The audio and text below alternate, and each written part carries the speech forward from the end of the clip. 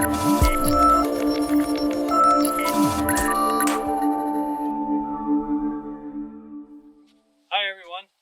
I'm standing here in IP soybeans with Sean Rempel from Prograin. We're going to talk a little bit about what the IP soybeans are and if there is a benefit to you as a grower, what you need to know and maybe tweak your interest a bit. So, first of all, Sean, what is an IP soybean? So the IP soybean, it's an identity preserve system, basically that Prograin's been working on for a lot of years, obviously in Eastern Canada. Kind of launched the program in Western Canada a number of years ago. So the nuts and bolts of it basically are Prograin genetics, bred by Prograin, sold through Prograin's dealer networks such as Nielsen seeds, with a 100% buyback program through Prograin and the delivery points we have here in Manitoba and Western Canada. Okay. Where are those delivery points? There's about 4 or 5 of them that we're working with very closely right now. So a couple based out of the Red River Valley.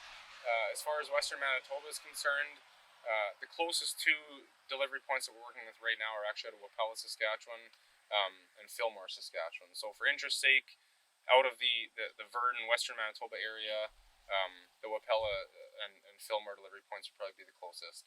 Are you adding any delivery points that you in the near future? Or? Absolutely. So moving into the 2019 growing season, I think just with a few different variables in the marketplace right now, there's been tremendous interest in the IP program, obviously because of the premiums and things like that. But as we move forward here and grow this program, there's definitely more opportunities.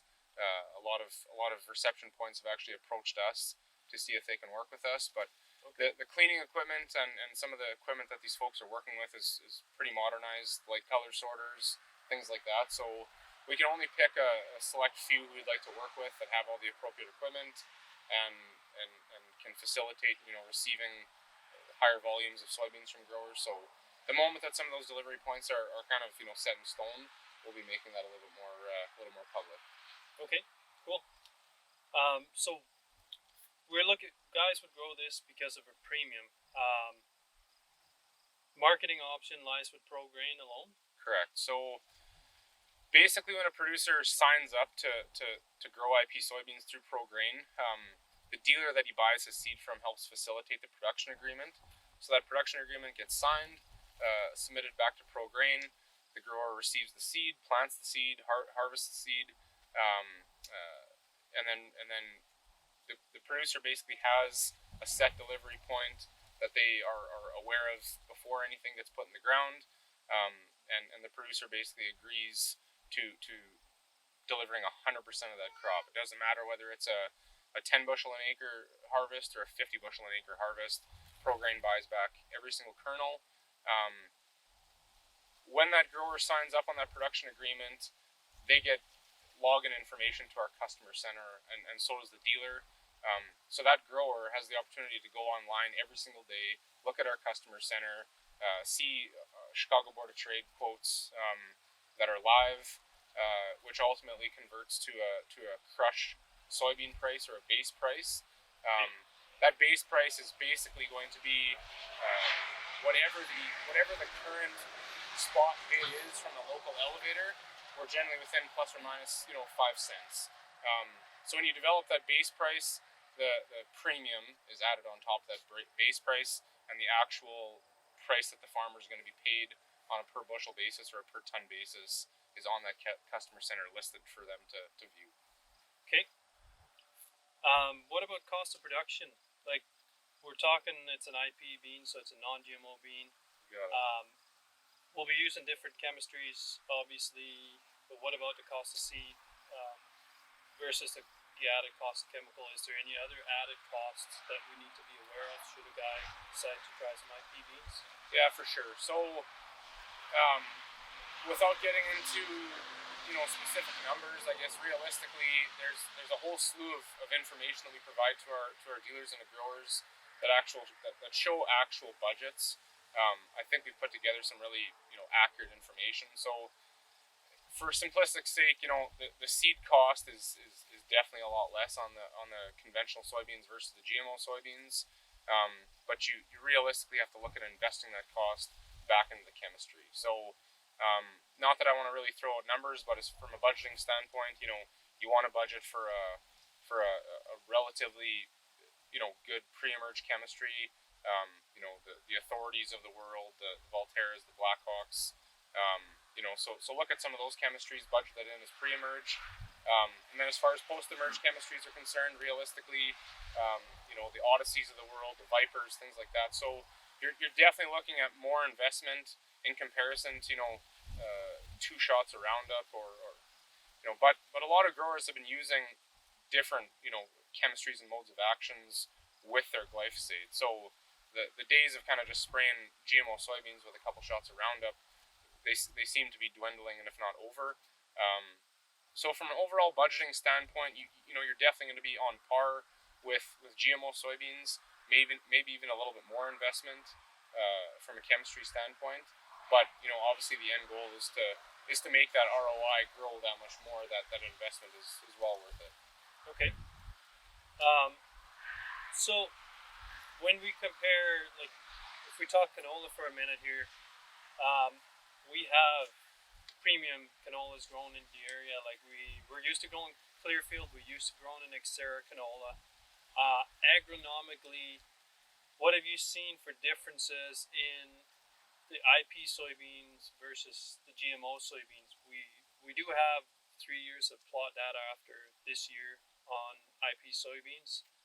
But what have you found when you walk fields and compared notes on GMO beans and IP beans? Yeah, and that's a good question, because it's probably the number one question I get from growers is, what is that yield gap? There's a misconception that some of these conventional soybeans, yield less than the GMOs, and realistically, there's plenty of data out there, whether it be private data from Nielsen Seeds, for example, private data from Prograin, or even public data, from the McVet Guide, for example, that showcases the Eastern trials along with the Western adaptation trials.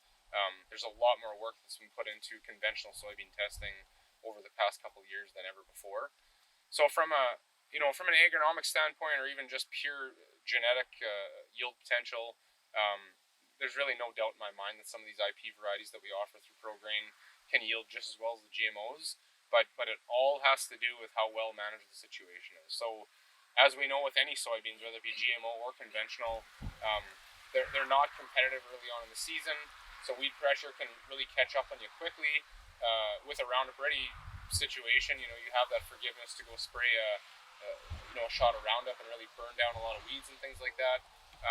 That's becoming problematic with resistant weeds and things like that. So from a standpoint of genetic yield potential, these varieties are there. They're ready to go.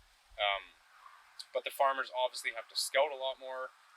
Really manage the situation better, use the proper chemistries, know what kind of weed spectrums they're dealing with, and manage that accordingly. If the fields are clean and kept under control, there's no doubt that a farmer can definitely yield the same as the GMOs with these IPs.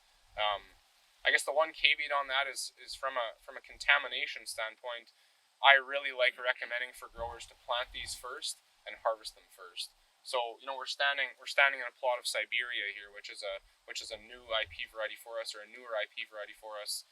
It's a 002 relative maturity, so it's a variety that can really fit in a lot of areas in the province, heading into Saskatchewan, and growers can be assured basically that if they plant this one first, they'll harvest it first before they get into their GMO soybeans. Okay.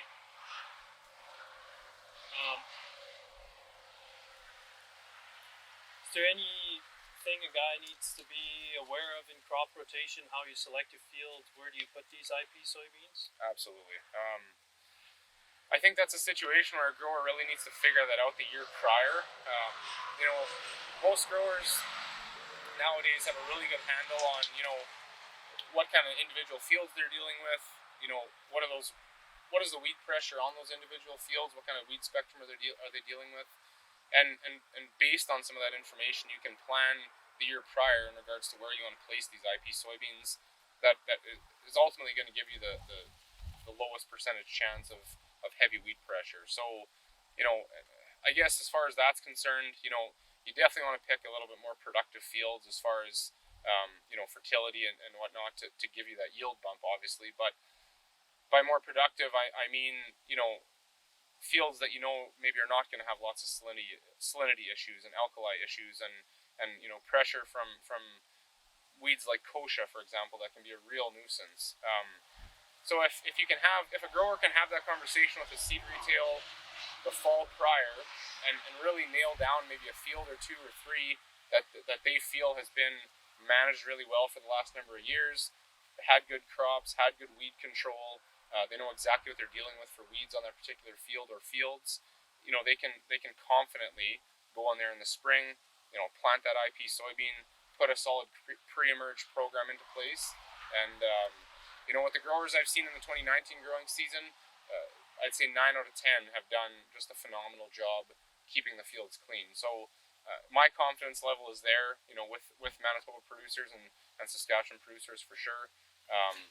To make sure that they have a good result with cleanliness in the field. Okay. Anything you'd like to add? I think for the most part,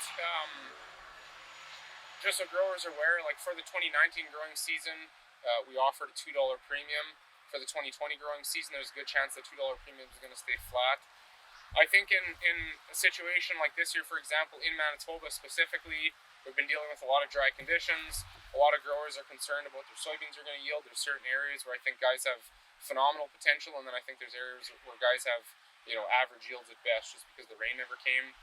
So when it boils down to it, I know producers they want to grow soybeans. They enjoy having soybeans in the rotation for many different reasons. So if we can grow a respectable yield with these IP soybeans, deliver full production for that $2 premium, your ROI is ultimately going to look a lot better than what a GMO crop will. I don't want growers, spreading this out on all their soybean acres without having experienced it on a couple of fields first. And I think once you get your feet wet and once you get confidence behind, all the different chemistry options that are available, a lot of producers are going to find out that it's not as difficult as it may seem. Just a little bit more management, but honestly, in the times that we're dealing with right now, a lot of producers are thinking about ROI. How do I make that extra dollar on that acre? And this is an opportunity for you to continue to grow soybeans, but also, make the budget look as healthy as you want it to be. Okay. Well, thanks, Sean. We'll have more data on these soybeans, as we always do in our trial guide after everything is harvested, and we will see some results of some other side-by-side fields that you guys have across Manitoba and some from Saskatchewan as well. So that'll be released later this fall, and if there's enough interest in it, I think we'll do a meeting at some point to help address any concerns, help stay educated if this is something the person is interested in entering into. So stay tuned for that, and any feedback you have, we're open to listen. Thanks for watching.